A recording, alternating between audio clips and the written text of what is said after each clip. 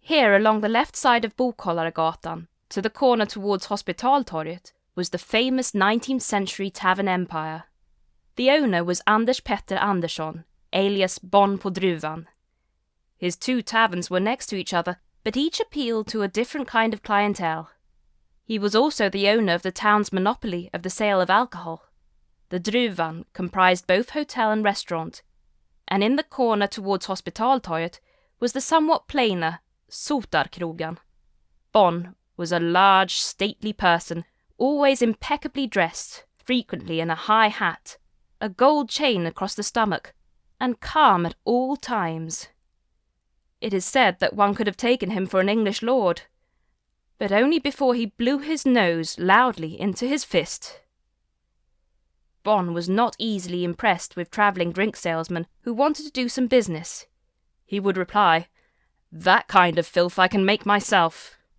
Despite his cognac being called Marelle, not unlike the French cognac called Martel, his tavern empire competed with the more cultivated Stora Hotel on Stora Torget. Bon på Druvan expanded by buying the Värneska Gården close to Stångå River, which had been the summer place of the town's Dr. Henrik Werner. Now it really became a pleasure park, with an inn, circus buildings, music pavilion and theatre, etc. He even had a water closet built for ladies. Yet Bon was not pleased with it all. 10 years later, he also bought the town's fine theatre, which was called the Assembly and Spectacle House, and was located right opposite the Church of St. Lars. The theatre was already judged as a safety risk concerning fire, yet he solved this by having firemen standing by at every performance. There are many stories about Bon. He had a colourful language interspersed with foreign words which he picked up on his travels in Europe. The foreign words were not always used correctly.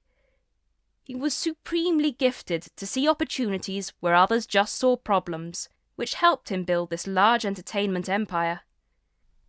Can you imagine this helped to counter the snobism of the so-called finer circles in Linköping? Not at all.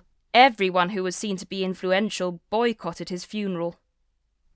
Now let's have a peek around the corner. Diagonally across the street is Nygatan 36, which was the Wallenberg family's first house in Linköping. This was a family already involved with small business interests at the end of the 18th century. At that time there was still no bankers, so private individuals gave out loans to people who required them.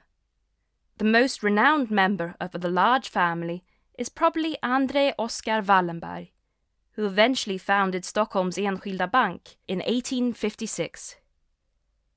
Earlier he had spent many years abroad. He had been a naval officer, worked as a captain on a steamboat, which travelled between Linköping and Stockholm, and a lot of money as a wholesaler in Sundsvall, been a Liberal Member of Parliament, and then founder of a bank.